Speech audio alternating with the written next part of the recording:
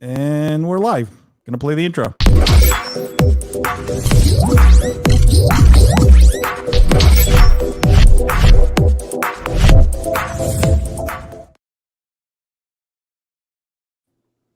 From the keyboard to the boardroom, this is the Business of Esports podcast after show. I am Paul Dawalibi, the prophet of esports, and I'm joined today by my friend and co-host William Collis and our guest Jason Kirby. For those of you who are new to the podcast after show, what we do here is we cover the less pressing topics and news of the week. We cover the stuff that didn't make it into the podcast, basically the cutting room floor of the podcast, and we try and keep this a little more fun, a little more interactive. As you guys know, the regulars who are here, like Derek, every week, we try and keep this a little bit more light. So we've got a bunch of topics this week. As always, we love to cover what you guys want to talk about as well. Jason was our guest on the podcast this week. Jason's the CEO of Generation Esports. And we spent a lot of time, just kind of a teaser here, a lot of time talking about high school esports, middle school esports, esports basically in schools.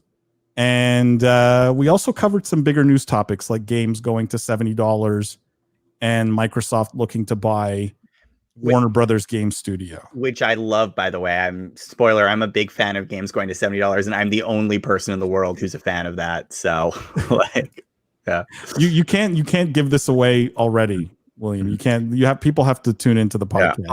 Also, small correction for Jason. He's president and COO of the just to get titles exact. But apology. Very important guy in HSEL and Generation Esports, and those sort of high school, middle school sort of education focused tournament businesses. Adam says woot woot, but Adam has been shilling your book, William, I know. like nobody's business. I feel like we need to be paying Adam at this point. He also did the very best ad for your book ever on LinkedIn. I don't know. I sort of just assumed you were employing him. I honestly, Adam, I'm not, but I think I need to.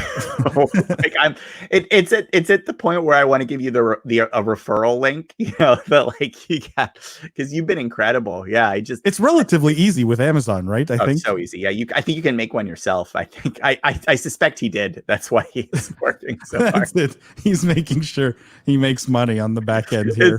It's all a scheme. He doesn't really like us. He's just figured out he can drive the sales. Okay, yeah. William, show the book, because the hard copy's finally out officially, right? Gosh, meaning not out officially, but will you have one now? Well, yeah. So we got the official hardcover copy, which was a great moment for me, because I had been a little hesitant about the cover and title design and everything with the publisher. I had been thinking, like, very honestly, in matte printing, I don't think it looks that good, right? And I'd sort of said, I don't know, guys, can you? And they said, trust us, this will look like really gorgeous when it comes out. Like, we know the colors, you'll be blown away. And like, I got it, and I was like, oh, this is very nice. And I don't know if you can see it here, but like, it really looks like a book you want on your shelf. It looks nice in hardcover, and it looks super premium. And the colors really pop and separate, and so I was one of those moments where it's like, I'm glad I trusted the guys who know, because I was like so close to overruling them a couple times, and obviously they were right, because it looks awesome. So hopefully this will be on your shelf starting August 4th. And yeah, if you haven't pre-ordered, go for it now, because I'm told I think the 14th is a safe date. I think if you pre-order right now, some of the second printing should catch. But please, if you're listening and you haven't, you got to do it. And if you have pre-ordered, thank you so much, because you guys are awesome, making a big difference. So thanks so much. William, just leave it to Adam to just do it. He says, I even put it on my Twitch channel saying I don't get anything from it. I'm going to make some ads you watch. I don't know where he found that video. The video was so good. I mean, Adam, I don't know if you can actually link it, but it was so good. It was just, I'm gonna pull it up here while we're talking about our first topic. I'm gonna pull it up on my LinkedIn while we talk about our first topic here. But Jason, before we just jump in here, can you tell our viewers here the 2-second version, like of who you are and what you do, because they're going to listen to the podcast anyway. So this is like the teaser. Discovery, Generation Esports, High School Esports, Middle School Esports. No, I didn't actually mean 2 seconds. Yeah, real quick, just been in the gaming industry for a while. Bringing esports as a varsity sport into scholastic environments like middle schools, high schools, and colleges.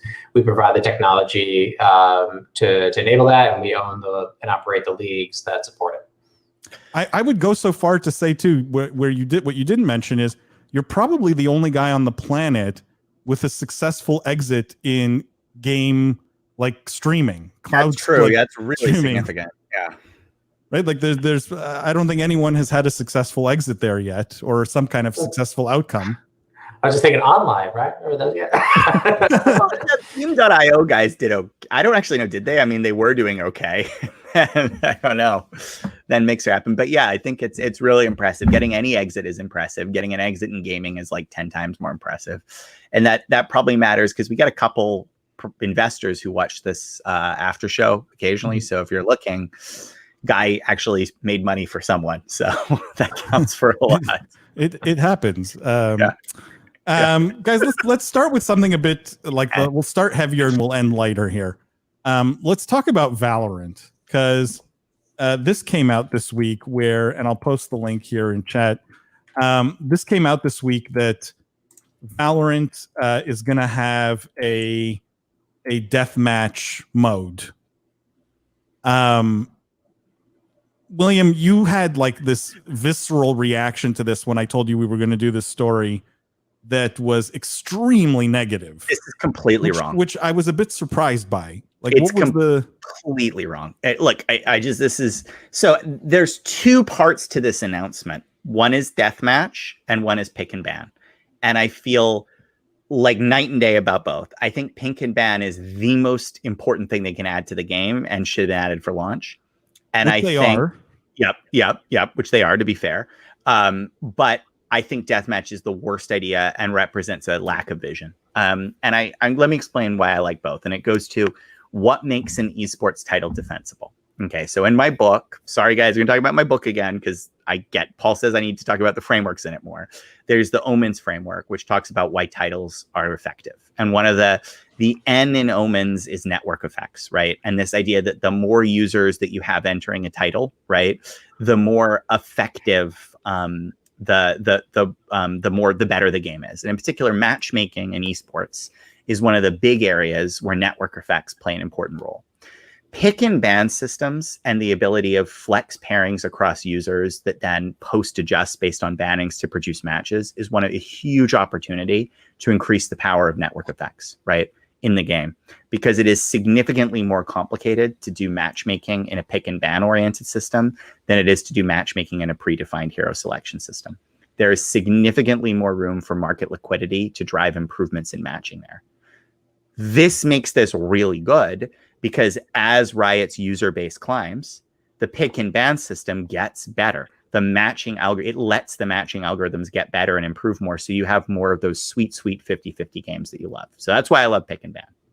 Here's why I don't love deathmatch. Riot Games set the standard with what they did about League of Legends by removing game modes. For you guys who don't remember, there was Timberline Ridge and ARAM and all these other game modes that actually Riot paired out over time. And they did it for 2 reasons. One was the difficulty of balancing heroes across multiple types of game modes. And the other was, I think most insightful, this idea of distilling the community around a single way to play. And that's the bigger reason I object to this here. It's not that it's hard to balance. I think Riot's smart. They could figure it out. I think it's, when you talk about football, there's not 3 different ways to play football. There is a single underlying sport that everybody plays and everybody agrees on and sets common ground. And yes, there could be variants and all sorts of stuff, but as soon as you create 2 ways to play Valorant, you're going to have people who love deathmatch, you're going to have people who love regular squad ranked play, and you're going to bifurcate the community. And that significantly reduces the benefits you have of the ecosystem around the sport and the network effects. And it also undermines the idea of Valorant as a sport, because now we have 2 incarnations of it. Which one do I rally around? who's really the world champion in Valorant? The guy who wins squads or the guy who wins deathmatch, right? It opens all these questions that sports correctly settle by saying, no, there's a definitive way to play. I loved League of Legends because over time they took ways to play out to have a definitive league structure.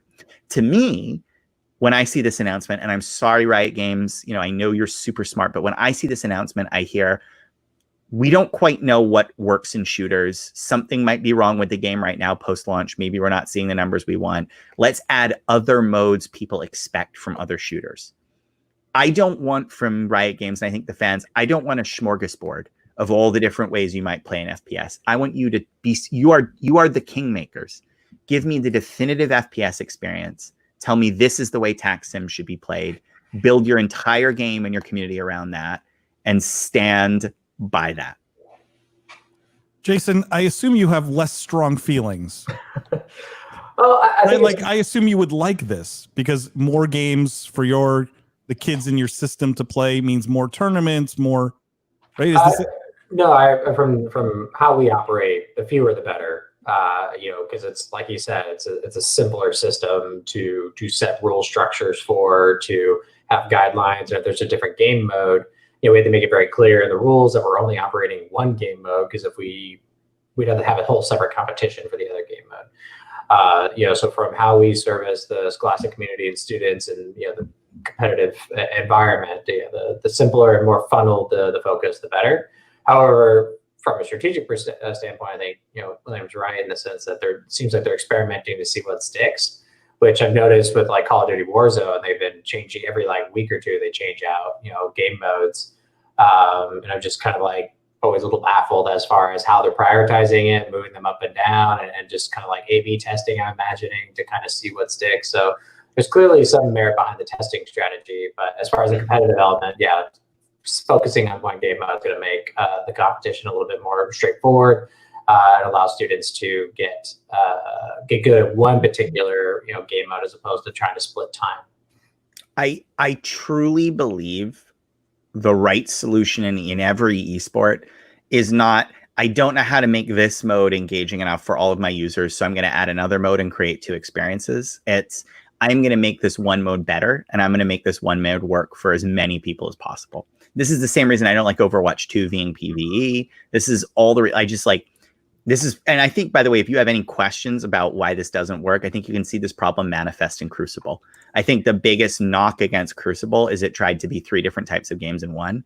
I think Riot's going to push out a more polished experience than Crucible and Deathmatch. I'm not saying, but I think you can see that problem writ large when you see a less experienced developer experiment with what happens if we do this to choose your own ice cream flavor.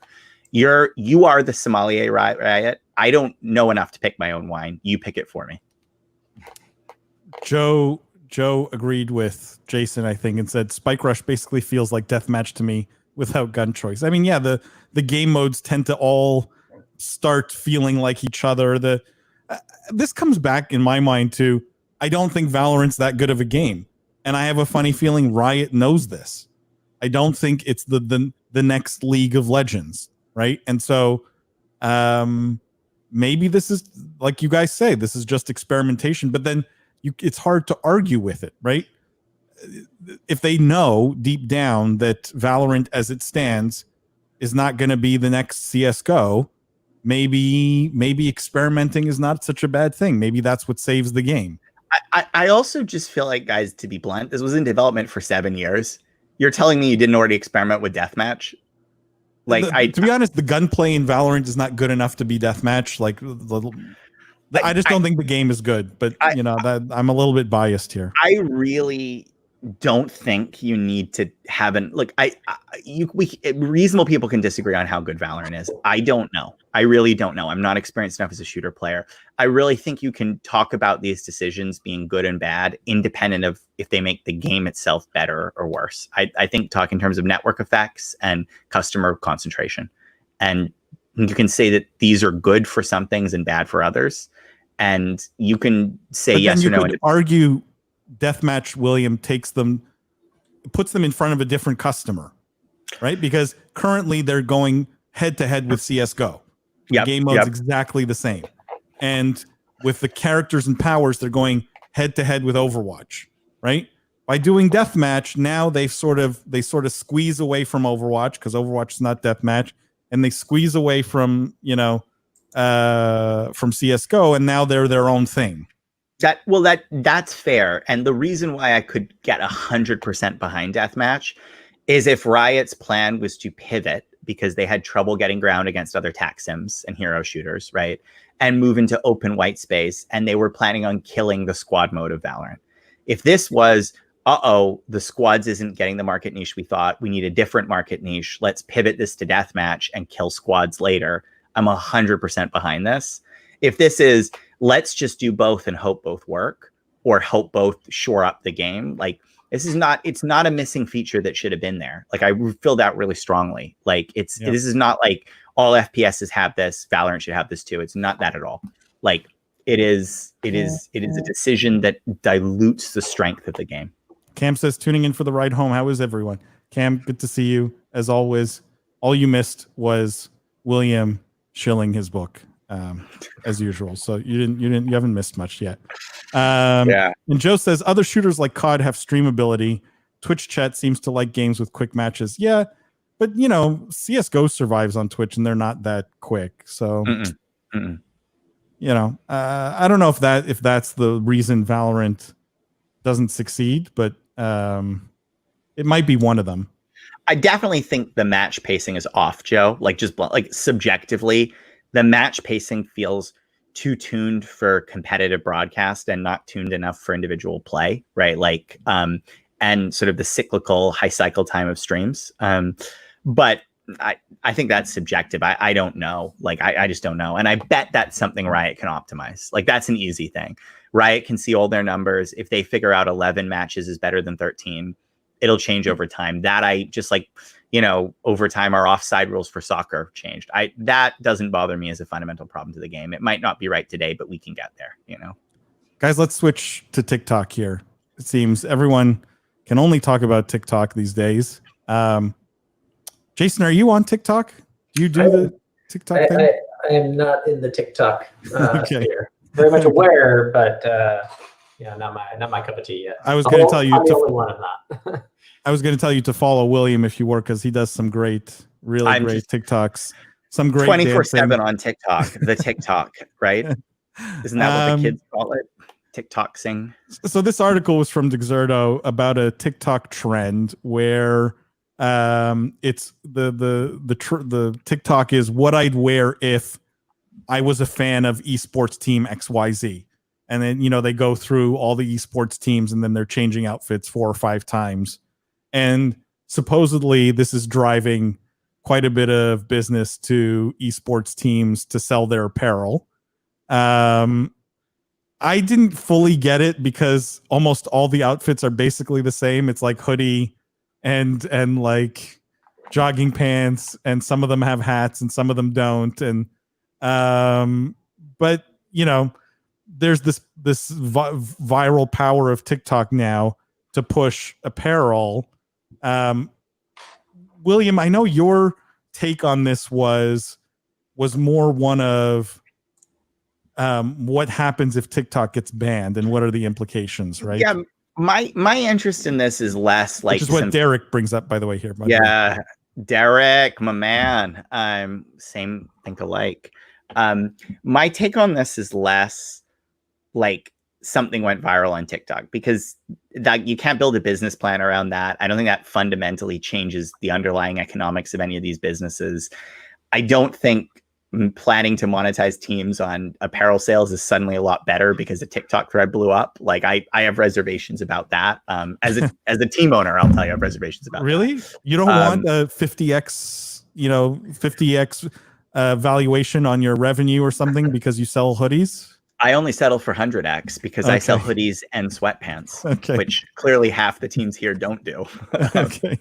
But look, like I'm trying to think how to say this. Like, I don't think it's this particular story that's that important. My take on the story is what Derek said, which is I think we might be seeing a change in how US policy is working towards tech companies based on the TikTok threat. And I don't think TikTok really matters to esports today. And maybe this is interesting because TikTok is making a play into esports. They're clearly testing the vertical with their users, and that is an implication of this. I think this is more interesting because I'm concerned about what Tencent is going to do.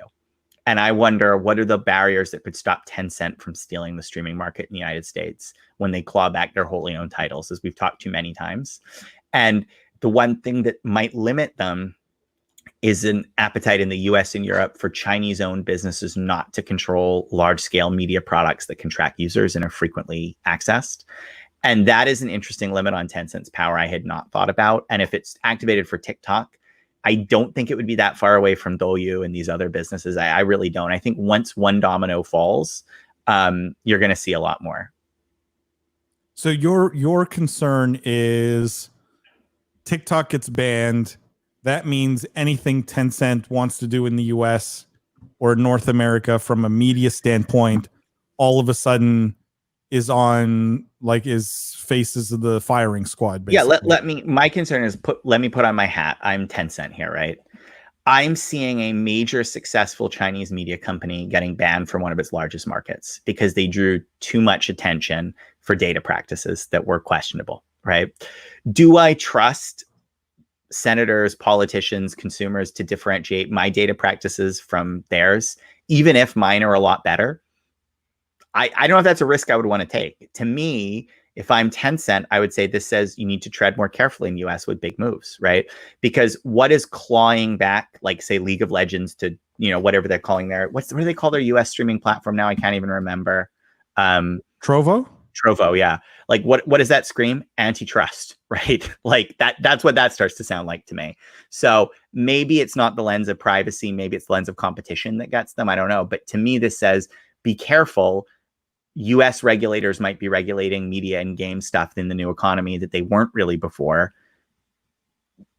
Can you take the same risks you thought you could in that environment? Well, this is the perfect question for Jason, right? Jason, your core user base, TikTok's probably their primary social network today. Like, do any of the privacy issues stop you from using TikTok, for example, to reach those users if you wanted to? We go where the users are, and we try to service where we can. We're currently leveraging TikTok through one of our partners, Varsity Sports Foundation, and they have an employee called Coach Alnay. He's big in the space. He's got about like 200,000 followers, and he's posting out content left and right for us, and picks up steam when he posts, so we love it. But the privacy concerns as far as how we're not driving traffic to it. We're not making users go sign up or interact with it. So we're safe from that perspective. But do I come in and try to enforce any of that? No. But if TikTok disappeared tomorrow, does it affect your business in any material way?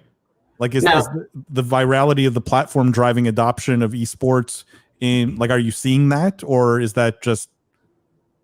No, we're not seeing any kind of traction on that front as a main push, given that the majority of our traction now, as we kind of continue to pick up speed, is one, it was coming from the students and just kind of being aware, people talking about it on Twitch and other channels. But now we're talking to the boomers, the Gen Xers who are in the decision making authority in the administration piece. So they're the ones actually that pay us. So they're not on TikTok. So it's not necessarily going to impact us whether they stay or go. If it is here to stay and there's regulation that kind of puts this to rest, that allows us, or at least just kind of they don't take action, we'll probably invest more into TikTok as a means to distribution in content. But that's not going to impact us any different. Look, it'll be interesting to see, right? If TikTok goes down because of privacy concerns and what China's doing with the data, et cetera, it'll be the first network to go down, not due to parents getting on the platform, right? Yeah, that's actually true. It's the first time. By the way, can we have a challenge for Adam? Adam, can you make the Book of Esports go viral on TikTok? I would love that, please. Can that be your new paid shill? Derek says Instagram's introducing Reel as a competitor or replacement for TikTok. Yeah, I mean, that makes sense, right? Like if something is going to be challenged. Classic Zuckerberg move. Yeah, exactly. Copy and paste. what about the use of VPNs significant enough to keep users on there? I just don't think like that core audience is tech savvy enough to really. I mean, they might be. I think you lose enough that the service is not what it's a fraction of what it used to be from a user standpoint. The allure is gone, dude. Yeah, the allure is. It's one of those things where user migration never benefits these types of businesses, right? Unless the fact that it's banned all of a sudden makes it cool. I don't know. There's that. They should totally market it that way. They should market it as like all the cool kids give their money. World's first banned social network. Your mom and dad won't use it. They don't know what a VPN is. Alex says, if things trend that way where Tencent retaliates, can you see it affecting major publishers based in the US, such as Riot, given Tencent's ownership stake there? Oh, like in other words, Tencent comes to the defense of TikTok and starts to leverage their power in the US with publishers? I mean, I don't know why they would. They'd only hurt themselves, right? Yeah. It brings them under an investigation, under a microscope to kind of see, are they negatively impacting the privacy piece? So I have a funny feeling if TikTok goes down, Tencent doesn't want their name anywhere associated with it. Exactly. Yeah, I think that's one of those things you just stay away and you hope nobody realizes. Like you're just like, it's like standing near the Jenga tower when it falls over and it's not your turn. You're like, play dead. Yeah, definitely was not me, guys. Did not touch that brick. The Homer Simpson me just kind of like scrolling back into the bushes. Yeah, that's it. Adam says on it. So there you go. You've got Adam. I'm not kidding. If it goes viral, we're gonna talk. There's gonna be a relationship here. We're gonna. Guys, what do you want to talk about? You want to talk about game streaming? You want to talk about movie stuff? You want something really fun and different that we don't usually do? I know which one it is, and I want it. You want it. I know you want it. Okay, we'll give William what he wants here. This article. I mean, I had to include it just because I thought it was so ridiculous. And it's an article that was from Mashable. What are the best video games of all time? I asked our team to help decide. And so they name, I think, 24 different games. And they all pick 3. And I don't think I agreed with anyone's 3 whatsoever, like at all. William, I don't know what you are furiously writing. Because I'm writing down my 3. I'm like, what would be my 3 greatest games of all time? And it's hard, it's hard. And this is not really businessy, but it's something different and something fun. So, like, would any of these be on your 3? On anyone's 3? Like Destiny? Definitely not. I mean, a mind forever voyaging, that feels to me like those people who are like, what's your favorite movie? And they're like, I'm really into Le 400 Coups by Foucault. Like, it's just like, that is not your favorite. You do not play that. Did you play that yesterday? Tell me honestly. It's unfortunate we don't have Lindsay on the podcast this week because she would have been happy about that. This one, Bejeweled, made someone's list, which makes you question reading Mashable for anything gaming or esports anyways. This one was decent, but it seems like they're young because they've only played, very new games. But it also feels safe. I mean, I'm fine with it because those are good games, but like, come on, definitely not top 3 quality. Yeah. Paper Mario, Super Meat Boy, That World of list Warcraft. Respectable. At least that list has like flavor. Like I know what type of gamer they are. Yeah. So 2 things. I would love our viewers' top 3, and then I'm going to go around the room. You guys, top 3. Jason, do you know yours? Just the most impactful on me would be, Super Mario. That was, pretty crucial. I'm just trying to think of like time consumption that has like nostalgic feeling, like Pokemon Yellow. I played an extensive amount of the Pokemon Red. Again, also I worked an entire summer, as like a 9-year-old to pay for that game. And then GoldenEye. They're just the a good classics. one. Yeah, they're just like absolute classics that have very fond memories of like all my friends coming to my room with my 9-inch VCR TV combo, playing running around with proximity mines. Someone's running around with Odd Job. And just like those memories I'll never forget. Like, yeah, I love playing like Call of Duty, and I was a Red Dead and stuff like that. But that doesn't have the nostalgic feeling. But that's a very console centric 3, which is interesting. It's a very console top 3. I think if you were limiting it there, those are really good choices. William, come on. I don't know what you're still writing. He's like you're writing another book. Because this is a really hard question because there's a lot of games I really like. Yeah, I know it's a tough question. I don't think I could limit it to 3 either. But whoa! Somebody just dropped some bombs there, Derek. With his, I'll go back. Derek also really liked Bejeweled. Yeah, everyone. Yeah, I would say so. Cam, hold on before you give yours. Cam came in with Skyrim, Destiny, Minecraft. Another Destiny. I'm surprised. I'm a little, not that the game wasn't good, just a little repetitive. I don't know. I don't know. I don't know if it'd be top 3, but Alex says Half-Life 2 has to be up there. Half-Life's an interesting one, assuming you count all the derivatives, right? Like the CSs and all that, everything that came out of Half-Life, that could be an interesting choice. Horizon Zero Dawn, Beyond Two Souls, Last of Us Part 1. Yeah, this is another console list, Derek. You know how I feel about that. At least I know what type of gamer you are. You're a narrative gamer. I can read it off there. Like, I get what you like. At least you have a genre and I can pinpoint it, This is a good interview hiring question, even if you're not in esports, though, because I feel like this says a lot about the kind of person. Yeah. It does. It says a huge amount about that, because you can really peg. I mean, you can Bartle map people off of these. Like, do you guys know the Bartle diagram for gamer types, gamer psychographics? You guys ever run across that? No. You should look it up. Basically, you can bucket people into like competitors, explorers. I forget what they are, but you can just look at the games you like and you'll be stunned. Like, there's even a test I think you can take online and it'll like describe you, like, you play games for the sense of achievement. You play games to crush others. Like, it's really effective. Employment personality test. Yeah, exactly. Yeah. I like the Hugo list a lot. Like, a lot, actually. Greg said old school Galaxy. Okay. Yep. Greg, showing your age here. Come on. Yep. The Ultima series from the 80s. That's a good one, actually. That's a good one. The Ultima series was really good.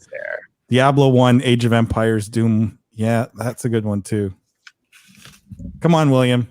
Cough it up. So I have mine. I have mine here. This was hard, but if you held a gun to my head, number 1 game of all time would be Final Fantasy Tactics on the PlayStation. I think that's the best. I'm serious. This is not like you literally. Are so weird. That's what you come up with after all this writing, dude. Do you? Okay, like you want me to be honest with you. Okay. I had another list. Final Fantasy Tactics. Okay, go ahead. That went Call of Duty 4, Mario Run, and Angry Birds Seasons. Do you want that list? Do you want that list? I'm gonna pretend you didn't say any of those games. I'm teasing you. I know. No, Final Fantasy Tactics number 1. I truly think that is like my perfect game. It's a incredible progression system, great story, credible storytelling, twist ending, addictive gameplay. That's personal, but like the beauty of these lists is you get the ones. That's one. I'm sorry, guys. Totally discredit myself. Here's the Storm. I can't not put that in a list given how much I played it. Like, I'm just sorry. Like, even I feel weird putting that up there.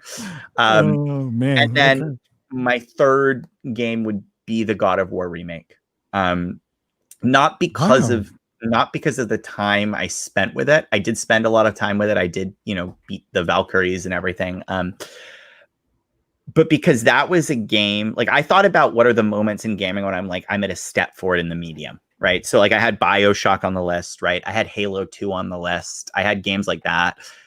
God of War, more than anything, the remake, and I'm serious about how much I love it. I just love that game, like, just for how bold its design choices were, but also for how it told a story and the way it showed to me that games had grown up. Because the original God of War had a good story. People forget that. It was a very good narrative game with some bold choices, but this was the road, the plot of the road taken into gaming. I was deeply deeply moved by it. I just thought it was beautifully executed and well paced, and I think it's incredible, you know. But the games that didn't make my list are more conventional. Halo 2, big one. BioShock, big one. I had Half-Life on there, original Half-Life on there, and then Vagrant Story, which is often forgotten, but I know Vagrant Story has supporters because you'll see big people in companies tweeting on the Vagrant Story anniversary. Like, you watch every year, like a bunch of serious game devs are like, Vagrant Story came out 25 years ago. Vagrant Story was the first true cinematic video game in my mind, and I love it. But interesting list.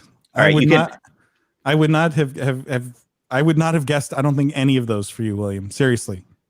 You guys don't even, you know what? I don't even know you. Well, it's like we don't even know each other. I feel like, but like, I feel like, look, like I play a lot of games. There's tons of stuff on this list that I could, you know, have put out that was different and maybe more conventional. But my personal top 3, the only one I feel a little uncomfortable with God of War Remake is because it's more recent, right? And I maybe that would have been BioShock for me when BioShock had been the most affecting game I'd played, you know? Yeah, I don't know, but we'll see. What about you, Paul? What about you? I mean, my list would be so PC gamer centric. Tell us. Master of Orion.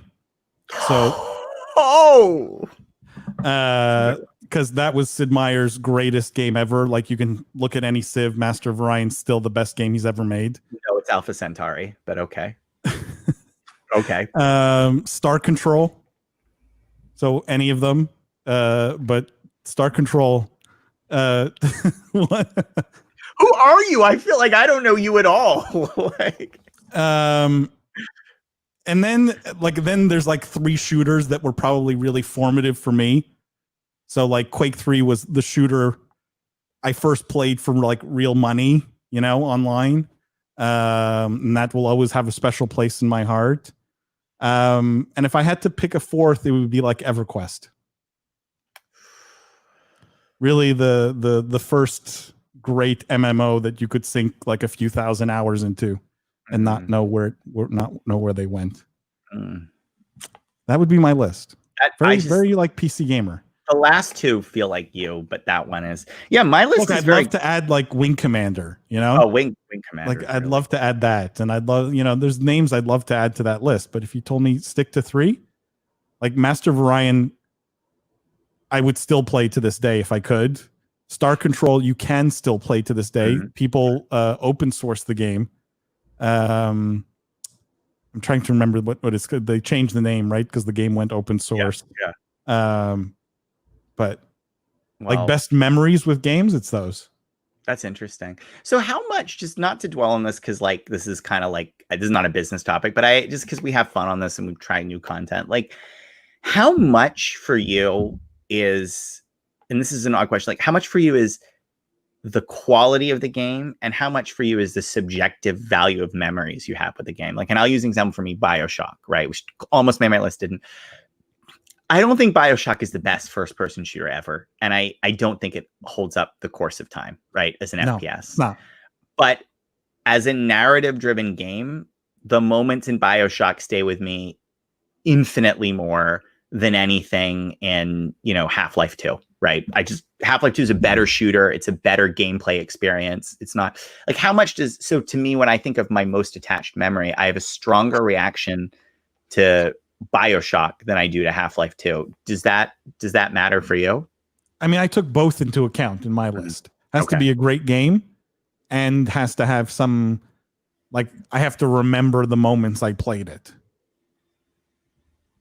Yeah. You know what I mean? I hear that. Star Control had great storytelling, but it was also super fun because you had these like little battles in the middle of it. And it'd be my brother and I sitting there, you know? Well, that's another question, is how much does who you played the game with matter, right? Because that's big for me. Like when I think of the people I was talking, because even for the single player games on my list, I was talking to people about the games while I played them, you know? I was like playing like Final Fantasy Tactics. I was talking to all my friends. That was like the hot PlayStation game for us, you know, at the time, right? Like I remember one person had the strategy guide and we're like, like, how did you know? Like, you can get Ultima from the secret dungeon. Like, really? I thought just the enemies cast that, like it's different, it's different because you have that social value. But it's all of it. It's all of it together. I don't think any of us picked that list without considering all of those things. But this, by the way, is why my thesis around what makes a game great in my book, and I think in general, isn't just dependent on the quality of the game. I think the people you play it with, aka the ecosystem, matters. And I think the moments the game produces, aka like in this, it's analogous to championships and broadcasts and cliffhanger, matters, right? You can't have a great game become a bad game become a great sport, but you can have plenty of great games fail because they nail the gameplay mechanisms and they don't deliver on these other fronts, right? And I'll name a game that I think is brilliant gameplay wise and had none of these things for me. Mirror's Edge. I loved Mirror's Edge. So innovative. Like, I just think I'm stunned by what the DICE Studio guys did. Bold. No one had put anything like that out in market. Still stands out to me as a bellwether for how you can push the medium forward. Not even close on my list because it's just a good game. It didn't have anything else around it. It was just a good game. I like this comment. Paul, you almost need to link the games for people to know what they are. I'm the oldest guy here, so I don't know. I mean, Hugo, you said Doom 1. Like, these are like Doom 1 area games, bro. Yeah, that's true. That's true. His games are just as old. Like you said not even Diablo 2. You said Diablo 1, my friend. Like that. An original Age of Empires. Mm-hmm. Yeah. Wow. Cam said Jason. I assume, Cam, you mean what if Jason used the same criteria you were asking? I'm assuming.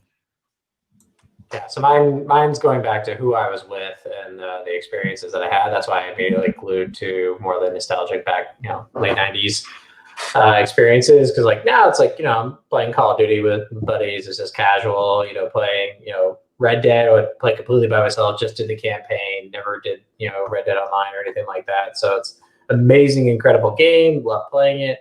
I had a guilty pleasure with Division, Ubisoft's Division 1 and 2. It's like very repetitive game. It's it's almost you know exactly what's going to happen, but it's just kind of that just pairing up with squads and people and just being able to interact and kind of makes the game a little bit more dynamic. So there's fun other games out there, but what makes it important to me is like who I was playing with, how, and since it was such an accomplishment to get those games back then, because like whether I could play like CSGO was amazing, but I don't know if you guys remember the era CL Flush Entity packet that would say the ultimate lag experience. It would just completely crush your experience. You're playing like, oh, I'm gonna make it. You're playing some mod map, looks all amazing, and then you're just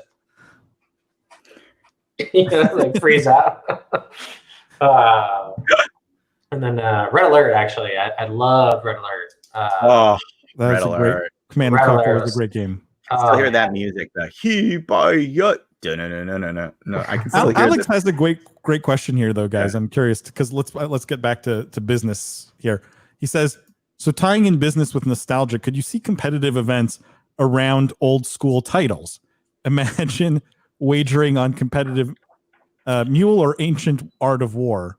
I mean, that's like actually a really fascinating idea, right? Like would I watch people going at it in Master of Orion? I might. It's just too niche. If I was going to throw money at it, I wouldn't. Yeah, I would. I think the problem that we have here, guys, and I'm not trying to. It's a super cool idea, and there is a great way to monetize. There is a great way to monetize long tail games like this. It's called GOG, Good Old Games, and it's what launched CD Projekt, right? Like there is a market for aggregating and selling these things. I think the reality is betting almost isn't a thing for like tier 2 esports. Forget the wagering part. Yeah. I think let's just take that out of Alex's comment here, and more just is there an opportunity the same way Games Done Quick plays a lot of old games, right, as part of their events? Is there an opportunity to do events that really focus on just old games? Yeah. Played competitively. So instead of a stadium filled with people watching two League of Legends teams go at it, is there a stadium full of people who would get together to watch two Command and Conquer Red Alert teams go at it? Yeah, I look. There might be. I mean, there's a lot of old games still being played as esports. WoW's one of them. Yep. StarCraft's another. Mm-hmm. You could probably, I think there's still Doom esports matches. Actually, Doom 1, I think, still has netcode that goes up that people play. It's not large, but it's there. Like, some people just dig it. Speedrunning original Doom is huge. Actually, shout out to Carl Jobst. If anyone watches his YouTube channel, does these incredible breakdowns of classic game speedruns like GoldenEye. And I love that guy. And that is fun for me because there's definitely a market. I like old games. I want to relive my childhood a little bit. I'd like to play the games I played when I was younger. I'd like to see them elevated in the modern scene. I do think you got to find a real way of rolling up the long tail, because the market for any individual title doesn't go beyond niche, YouTube community, right? And like, unless you have a way to do it at scale, and there probably are ways, I wouldn't start there. Like, I know we knock Heroes of the Storm, but Heroes of the Storm is going to have way more active users than, Master of Orion. And if it's not built for heroes, like you have to build it first in the largest untapped market. That's my advice. So Heroes of the Storm, guys, build it for Heroes of the Storm. Let's get it right for that, and then we'll go. Alex says, like, could be an interesting segment of DreamHack or other major festival property lineup. Yeah, I could see that. Or at a PAX or something, or... It's not the main draw. It's like it's auxiliary activity. It's like, oh, GoldenEye's going on here. I'll go check that out. But if you're not going to DreamHack for GoldenEye, yeah. No, I actually think it's a good idea. But look, the day Fortnite is being talked about with nostalgia, that's when we have to hang it up. I think, guys. That's. This is, what we consider nostalgia. But like, will that happen, right, Paul? Because we grew up in an era where games cycled out. Like, do they now? That's kind of one of the questions. Like, is Fortnite just always a thing? And it gets patched up to current gen specs and everything. But like, is there, like people talk about football with nostalgia, but they talk about it like, oh, the Bears in '62 were my team. They had John Smith, and he was a big linebacker who did well. Like, they talk about, like, they have nostalgia for rosters, but then nobody says, oh, if only they were playing. Actually, maybe they do in the NFL. There are people who are NFL fans who say, oh, if only they were playing without helmets. That was a better game. No. Like even Ninja. With Fortnite, it's happening today. People go, oh, remember the time when it was the dual shotgun meta, dual pump meta, or like even that, there's like kids who look back with nostalgia at something that was 2 years ago. Yeah. So it may not be the game in its entirety, but it could be pieces of the game. Let's move to a more businessy topic, guys, because this one, a totally relevant one that we would normally cover on the podcast. This was from Daily Esports. VoiceMod raises $8 million in Series A, led by Bitcraft Esports Ventures, of course. And so they've announced the raising of $8 million in Series A funding, led by Bitcraft. They provide a voice filter that combines AI, blah, blah, blah. Basically, it allows you to change the sound and tone of your voice. So you can sound like someone else, basically. I mean, Jason, I know, if you had to put your investor hat on, does this sound like an interesting play to you? It depends. Like, well, with Bitcraft in particular, they're so heavily focused in esports. There's probably an alternative, spin or agenda in terms of how they could probably leverage IP like this. I don't know the user adoption, if it has massive user adoption and stickiness and massive retention that would make any VC whet their appetite. Then I can kind of see the fundraise to kind of swing for the fences and give it a chance. Because you have like Discord where, it's a chat platform. There's tons of chat platforms. They just kind of discovered a niche and then, just really doubled down on, expanding their community and expanding their growth. And these types of things, like assuming there's a big plan for how to deploy the 8 million to kind of maybe expand their reach or monetize, there's an opportunity. This wouldn't really scream at me and say, I need to throw money at this right now. But like, have you heard of because you have the kind of the very cool privilege of getting to see a massive base of gamers playing every day, right? Like, and what they like and what they don't like and how they play and how they don't play. And in some ways there's like an amazing amount of data you can get just anecdotally. Like, I'm not saying collect data, but just by being the business you're in, you get to see this. I've never seen gamers clamoring for wanting to change their voice. I don't know. Anecdotally, that's just not something did you see that happen with Instagram? Well, no, I guess it was Snapchat first with their filters, and then Instagram stealing that like they do everything else. It's that kind of cute, funny thing. It's like, you're playing your game, you're kind of like in the lobby, or you're trying to you're camping somewhere with your buddies, your squad, and you're just kind of like killing time, sitting up on a roof in Warzone or something like that. You could be messing around with these types of gimmicks just to kind of pass the time. So I see, value in there. It's like, when, talking to friends on Instagram or whatever, the chat software, and being able to change your things. Like, you got 50-year-old men on Zoom conferences, switching out their backgrounds and stuff like that. So, clearly there's, market for this kind of entertainment and, quirky type stuff.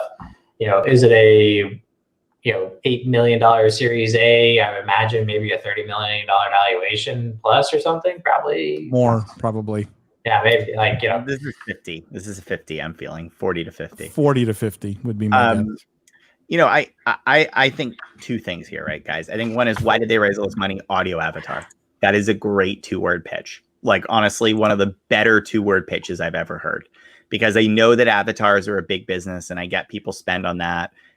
Audio is an untapped market there. I'm sold, right? That being said, this to me is the definition of a red flag investment for me, unless, and I'm going to give Bitcraft a ton of credit here, unless there's one thing missing that we're not, which is monetization. Because the one thing I've learned is, when it comes to cosmetic features, you can't tell what people spend money on. And the classic example to me is stickers in the Line app. Could you have built one of the largest chat apps in Asia off of a sticker business? I would have been like, no, right? And then Line came along, and their sticker packs are the entire, and that works, right? And if I'd heard the Line capital raise, I would have said, but they proved this cosmetic segment monetized. If voice mod has traction, and I'm hoping they do it to show that people actually, there is a set of users that buy this, I'm all in. I would do this. I really would, if there's compelling monetization data here. I'm not trying to say that as a cop out, because if there's revenue, the answer is you always do it, right? But I'm saying, I think if you had compelling early adoption cohort data that says this, this drives, right? I'm interested. I am, right? And I think that's what it would need for me. It doesn't matter how many millions of users they have signed up. I don't care about this. My bones say this isn't something gamers pay for, but I'm willing to be proven wrong. And I would not take a lot of data to be proven wrong here, because the category is appealing enough. I'd go into it. That being said, if this, based on what has been released publicly, if you ask me, I would invest. I would say, no way, no how. I wouldn't put in $8 million if you have 100,000 users, right? Or if you have 10 million, I don't care. It has to be proof of monetization for me to move this forward. Yeah, I would agree. But their traffic's pretty. They got about 1.5 million monthly users on their website. Down, just coming in real quick and downloading on a regular basis. So they have some level of traction, I imagine. This strikes me though as something that people try, right? You try it once, it's goofy, it's funny. Maybe you play around with it with your friends, and then you forget about it. And if you're a streamer, maybe you use it in your stream, right? There's moments where you want to sound really upset or angry or something, and you use it as part of the character you play in your stream. I could see that. These are really niche kind of applications, or a user base that is very sort of short term, right? They come in, they come out. No one sticks around. No one's paying $20 a month for this, I don't think. But even in this, the best case scenario, forget about what my feelings are on the company. I think what Bitcraft does fundamentally not understand is how to do venture investing. I think there's no one there that understands actually how venture works, because back of the envelope math here, right? Yep. Do it. Tell me, Paul. This is a $50 million valuation. Let's assume I have an $50 million because Bitcraft loves to pay extra for things. Tell me a story. Right? $50 million valuation. The bar for a VC is I need to make a 10x on this, right? Which means assuming there's no other rounds of financing and no further dilution, this company needs to exit at $500 million for it to make sense from an investment perspective, right? For any venture firm. Who's the buyer at $500 million here, right? I could see this as like, yeah, Discord picks this up for 50 million, maybe. Yeah, exactly. Right. Yeah. They tie it into their service. It's kind of a nice little roll up, but they so fundamentally overpay on every deal. And I know one day one of Bitcraft's investments will have an exit, no question, right? And people are going to come to me and say, hey, you bash Bitcraft all the time. You say they don't know what they're doing, but look, they have an exit. The problem is the devil's in the details. If they way overpaid up front, the exit doesn't matter, right? The bar is so high on all these deals. They put so much capital to work at such high valuations. I don't know how you ever get a reasonable return. You're talking 10 years for a venture fund. Like, you really need to make 10Xs here. You need some 10Xs. And this at going out at $500 million. And again, that's assuming raising no new capital. That's assuming no dilution. That's assuming a lot of things which are unlikely. I think they fundamentally don't understand the basics of venture investing. They see a lot of deals. They have lots of money to put to work. It's all very exciting. We get to write checks. But there's two decisions as a VC. The team you're backing and the price you pay. Those are the only two things you're deciding on. Maybe this is a great team, but they've paid the wrong price. I don't know how that works. Yeah, I agree. I would love this, by the way, as a $500,000 seed, right? Yeah. Or no, like it's a 2 million Series A at a 10 million valuation, or 8 to 10, right? And we know we're going to get out at 40 to 50 in some roll-up deal to Discord. Yeah. That makes sense to me. Yeah. Because I agree. Because every success you have, the exit gets so much harder, right? At this valuation, you just, who buy? Like you're like, look at what you're as large as. That's the other thing. Like look at what you're as big as in the space. Can you really justify that? Like, would I rather? I mean, bluntly, right? Just like totally bluntly. And I'm not saying this is a great business, although I like it, right? But would you rather have VoiceMod or Cloud9, right? Because that's sort of like.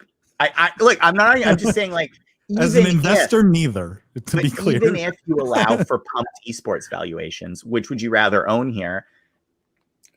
I'm sorry, I like the sea. I like Jack Etienne. Sign me up, right? Let me row in the blue boat. Hugo says, look how many views the YouTube videos with guys playing video games and making voices have. Yeah, look, I see some applications, and maybe this is the greatest thing ever. Is it a half billion to $1 billion business? I don't know. Oh, we missed it. Cam says, what about the use for female gamers to avoid harassment? Is there value there? Again, kind of a niche application, but probably there's some value. Cam, I got to cut you off there. Hiding is not a solution. Like the way to solve the representation. Not long term. Yeah. The way to solve the representation problem for females in gaming is not, well, maybe we won't know they're women. Like the way is to change attitudes. Yes, it might make some gamers feel more comfortable. If that's the solution we come to as gamers, we didn't do kind our of job. failed. Yeah, I would agree. By the way, guys, hot off the presses. Sorry if you saw me typing in the background, but we got the win against TSM. OXG, we took down TSM, undefeated this season, locked for the Invitational at the end. In what game? Rainbow Six Siege. We crushed it. Nice. Undefeated in North America. We did it. So it was through your tutelage and aim training, they succeeded, right, William? It was 100%, Paul, and I mean this seriously, that I played a few matches with him and gave him some pointers. Yeah, you imparted some wisdom. The professor did some teaching. Do you want to hear how I coach? Because I'm really good. This is what it sounds like I'm coaching. Get a headshot. Get another headshot. This is incredible. That's nice. Get a third headshot. Sweet. See, it works every time. Can we talk about another deal? But this one I'm obviously very biased and much closer to my heart. And actually, I think much more reasonable. Because this is a deal I actually like. This is an article from TechCrunch. Athlane looks to connect brands and esports streamers with a fresh $3.3 million in funding. Athlane's a YC-backed company from the summer 19 cohort. They raised $3.3 million in capital. Investors include Y Combinator, Jonathan Kraft, and a whole bunch of other people. And basically, it's a marketplace to connect brands and streamers. Why do we not see more deals like this? Okay, I will. Full disclosure, I'm a shareholder in the company. I'm an advisor to the company. I really think they have best-in-class technology. I think any brand looking to play in the space has to go through an Athlane or Athlane, right? Like, I think any brand should not go it alone, should leverage these kinds of marketplaces to massively simplify and optimize what they're doing and the money they're spending. So I think there's a real place for companies like this. And I think Athlane's probably doing it better than anyone. But a more reasonable amount of capital, more reasonable valuations. Like, to me, this is more the kind of deal I wish we saw more of, but it's weird that we don't. This is a good VC deal. Look, I have some conflict of interest here too, because I don't know but a business I have may or may not, be looking at using this or be using this technology because we think it's really good. So I have some conflicts here too, but this is a thing that makes a ton of sense. Like, I just have to say, like, it's great tech. It's needed in terms of streamer efficacy and interface. It's well executed. And again, to Paul's point, like, it's a reasonable valuation and a good investor set, right? Like this is not 8 million into auto-tune. This is like, it's a large market that's being attacked. These are big names. Look at the names like Kraft, Combinator, FSG, right? And this is like an amount of capital where you could sell the business to Twitch and do very well on your investment and not have Twitch think too hard about the acquisition, right? Like, yeah, I also think there's like a reasonable way to defend how you deploy 3 million in kind of tech in general. Whereas like deploying 8 million that early, tech are you doing that needs $8 million? It's weird to me. What at that run rate, right? Let's say it's a 1.5 year run rate, right? You have to be burning 4 million into your tech team. That's like 40 engineers, dude. Like, it's a bit weird. That's weird. like do you need what voice AI play needs 40 engineers? Like, I'm really, I mean, that the numbers aren't quite right. Maybe it's 35, but like, I'm just like there are like massive mobile game studios doing, hundreds of millions in revenue with like 22 people, like. Jason, have you looked at marketplaces like this to try and bring, like, how do you feel about bringing like brand dollars into the school environment? Well, so I was going to tie this back actually to my last experience with Liquid Sky, where influencer marketing was our most successful, and getting with streamers and having them stream the cloud gaming experience live is what we would have 30,000 users sign up in a 3-hour, 4-hour stream. So this was something that was very interesting, but I was seeing these things pop up from like, marketplaces to identify streamers and reach out to them, connect them, kind of like a CRM for targeting like Upfluence and other tools. Those I saw like before those really were kind of popping on the mainstream. I was that was like a massive opportunity. But now with Athlane, correct me if I'm wrong. I'm trying to like look into it because I'm new to it. But is it kind of like it deploys ads across streamers' accounts, or is there like a personal connection to the streamer and negotiate a deal with that streamer, or is it more like a media buy, bulk media buy that's distributed across a network of streamers? So somewhere in between, in the sense that it completely automates the process of dealing with the influencers or the streamers, right? So it can all be, so one person using the tool can have 1,000 or 2,000 or 5,000 streamers even who are sponsored and still be able to manage all of it. And two, it also does all the tracking on the back end. So did the streamer do what we wanted them to do? Did they talk about what we wanted them to talk about? Did they show the product? How long? What was the chat talking about when they showed it? What was the sentiment of chat when they showed it? So there's a ton of data you get on the back end in That's terms all of automated. all Already? automated. Like, and with a ton of data on the back end that you get back as the brand going, well, geez, now I know I spent X dollars on this streamer. Here's my, 40% ROI, 100% ROI, 200% ROI, like real. That's really interesting then, because from a big brand deployment of capital, like the hardest thing with big brands, it's like, well, I need to get billions of impressions or like hundreds of millions of impressions. Like going to individual streamers is just not scalable. You go to the ninja, you write him a $700,000 check to talk about you for an hour, or to come to some event, stream live for $500,000 to $1 million. And that's how you deploy capital. And then you're on your own in terms of measuring that kind of performance. So from big brands perspective, this was something I was looking at Liquid Sky. I was just like, how do we really track this? Because the more impactful streamers, the more bang for your buck are those kind of mid to high tier, not your ultra tier.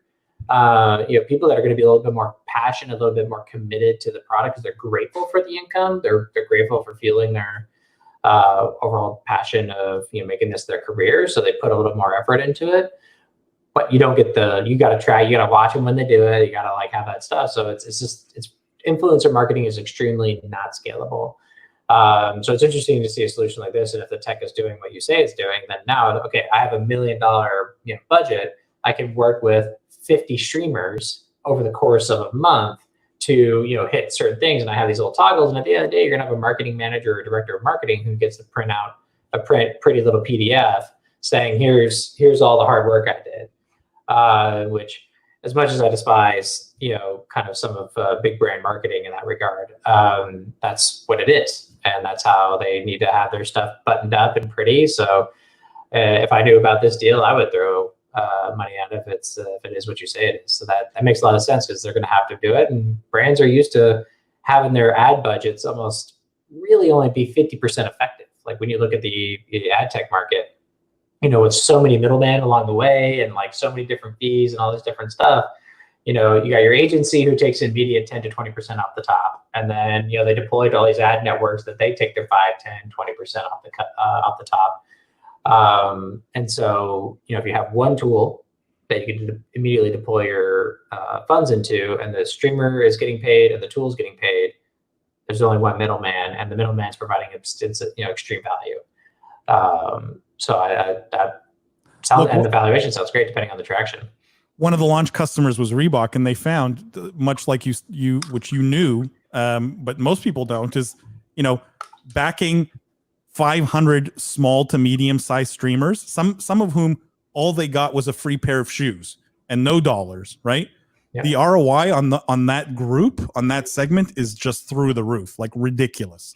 And they were able to show Reebok, look, you're way better off sponsoring these 500 than going and getting a ninja. You're going to see way higher ROI. You're going to sell more shoes. You're going to spend those dollars way more efficiently. So look, I'm obviously a fan. As always, anything in esports that's new in tech, there's still an education problem, right? Like you still need to educate sometimes brands why they should be thinking about esports at all. Well, this isn't just esports. This is it could be anything, but today they're only focused on esports or gamers, like gaming influencers. It's a big market. Yeah, I'm a big fan. This is a good one. We should cover this in the podcast too, Paul. We should put this back into the podcast because this is a fun one to talk about infrastructure and everything.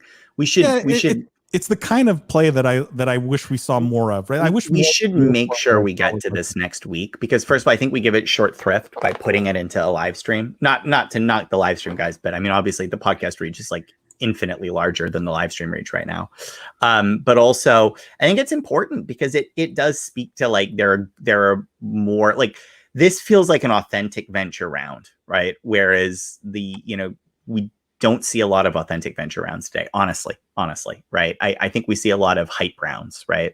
And it's nice to see an authentic round, right? With like a good VC set, like, the Y Combinator guys run a ridiculously efficient machine, like, and the signaling power of being in Y Combinator is so very effective. powerful too. Yeah. It's what like the Sequoias in the world have all accomplished, right? Just getting money from Sequoia is enough of a positive signal that you end up raising a ton of money from other people. Guys, let's talk about we probably have time for one more topic. Let's actually ask chat. You guys want something fun and light, or you want something a bit more serious? Greg, by the way, agreed that it wasn't a question about the technology; it was the valuation on the on the audio stuff. If anyone wants, I'm sure Paul and I can spin up an audio company at a $4 million valuation. God. I know. But most of the that's my feeling when I see most of the deal flow that I see. Honestly, it's literally like, look why at the not valuation, take half the capital, build it yourself, and own 50%? You know, like I just don't get it. Like it's like two guys in a garage with an idea, and they want a $20 million valuation. And my first question to them is, "Do you think I could build this for $20 million?" And they go, "Yeah, probably." I said, "Do you think I could build it for 10?" They go, "Yeah, probably." "Do you think I build it for 5? Yeah, probably." "Do you think I build it for 3? I go, "Yeah, probably." So I said, "Well, I'll go build it for 3 and I'll own 100% of it. Why am I paying you 20 for it?" Well, like, it's not like there's such entrenched players, and we're so close, Paul. We're so close. Time for us to make some VC-like moves. What do you guys want? You want something light? You want something we can Let talk the chat about? decide. What is the chat thing? 10 I got cents the business. What's that? I like the business topics. These are okay. The venture topics. I love evaluating companies. Let's talk about. Actually, we could talk about Buffalo Wild Wings. Look at all the great news we don't cover, guys. Just so you know, we should do an aftercast for the aftercast. So we could talk about Buffalo Wild Wings wanting to open an esports bar. But by the way, we could talk credit about to Ninja. them for knowing what they are. Their summary: esports plus wings. Like, good for you. Like, that's right. Like, gamers spending a third of their coronavirus stimulus checks on games. This dad who ended up with a $5,000 Roblox bill. Legend. They should be like the Verizon texting bill, like 10 years ago. That's like, too many minutes, kind of thing. And now he's so. I don't know why they. Too. Yeah, why did they pick such a happy? I was gonna say, why such a happy looking photo? Because he seemed quite upset about it. Roblox will refund him. That's why. Like. Well, it's exciting that I do love seeing that it's an 11-year-old girl. Roblox is massively popular with that age group of young girls. So it's interesting to kind of see that, because it's always it's always the boy that's racking up the fees. So it's nice to see. All right, both boys and girls are making this mistake. That's great. Jason, why is that? Do you think why Roblox? And is Minecraft the opposite? Do we see the opposite effect with Minecraft? Is it more male dominated? I'm seeing more frequent stories of our parents and our teachers talking about their younger girls. So like the sisters of brothers or sisters in high school and stuff like that, talking about Roblox. And part of me, because when I met with Roblox a long time ago, pre HSCL, but they really create a creative, collaborative environment, which is more appealing to girls. Whereas, kind of bragging and like building like the biggest castle and like kind of there's more of a masculine appeal to Minecraft of what you build, and of course the survival games and stuff like that. Whereas Roblox is about community and like creating community and playing like creating your own mini games. And it's not about getting 1 million people to look at it. It's about you and your friends just kind of having fun together, which is has a more appeal to girls, I believe, and that's why we're seeing more and more, girls playing Roblox. Is Roblox, you think, the next really big exit in gaming? I don't think they're looking for an exit. I think they're raking in cash hand over fist. Yeah, dude, they never need to sell. They're riding that gravy train all the way to same about Minecraft. Town. Right? If Microsoft comes along with a $10 billion check. Minecraft was different. Minecraft was owned by one guy, Mojang. He got a check that literally meant he never he didn't there was no more money he ever needed. It was totally owned He by bought him. like $100 million house in LA. Yeah, that was hilarious. Yeah, like it was Beyonce's house, right? Yeah, he outbid Beyonce. Yeah, like that's one of those things where it's not he needed to sell, he didn't. There was more risk in that model. He tapped 100% of the payout, and it was enough that he's like, whether I earn this much or 10 times that, I'm never going to spend it. So like, I'm out, boys. And to be very fair, I think he regretted it. I think he missed being cut off from his creation. Yeah. Yeah. My understanding, like a year later, was he was like sad about it. Regret. I don't know how you can regret that. For that amount, if you regret it, that is the definition of a champagne problem. It's admirable, I guess, that he loved his creation that much. It is. And you know what? It's admirable. It is. But, I find it tough to believe you don't love that money more. I really do. I get the creator complex of like, it's your baby. You don't want to let your baby go. And it made perfect sense to sell 100%. Yeah. The risk factors involved of what would happen after. But you have what's your purpose? You just created one of the greatest, games of all time. You walked away. Do you go do something else? Like it's the echo effect, because you'll never do anything that big again, right? Exactly. Like you won't. And that is hard. But also, you outbid Beyonce for a house. I think you can find other things to do. And by the way, you can make DJing. Yeah. That's right. Like, by the way, that's how you've made it. Here's my hot 3 tips for how people have made it. Right. Right. You DJ William Collis. Yeah. These are sure signs.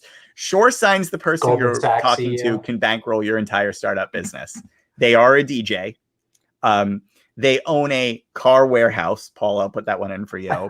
And they fearlessly eat in front of you. I find that people who have no qualms about stuffing down food in front of you, they have, I'm totally serious. They don't care. They are made, right? This is a very interesting element. That third one was just kind of it's true. It's true. I've seen that. I've gotten a lot of credit. The ultimate power play in meetings is eating. I'm serious. For those who don't know, now you know. Yeah. You look strong when you eat in a meeting, I'm telling you. If you can pull it off. I ate on our phone call earlier, you and I. Does that count? Shaking. Were you intimidating? I thought to myself, I literally thought, can I say this in live stream? I was like, Paul's going to rip my head off. I was like, you are Matthew McConaughey in Wolf of Wall Street. I am dead. On that note, guys, thank you so much. Jason, thank you for being on both the podcast and the live stream. It's been amazing. We're going to have you back for sure. If you want to come back, but we'd love to have you back. And for our viewers, tune in every week. We're going to do this the same time every week for now. We've been playing around with the time a little bit, but it's always going to be Wednesday evening-ish for now. The podcast's going to drop tomorrow, so that's Thursday. It's a great episode with Jason. We spend a lot of time on topics that we've spent very little time on before. So lots of really new, fresh content.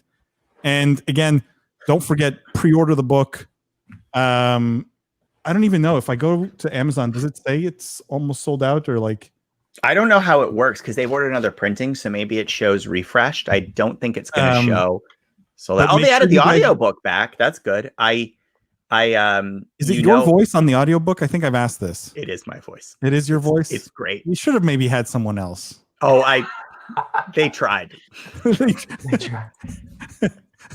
They were like, you could sell a lot more copies if a real person narrated this. And I was like, was James Earl Jones not available or? James Earl Jones can narrate anything I ever do. Okay.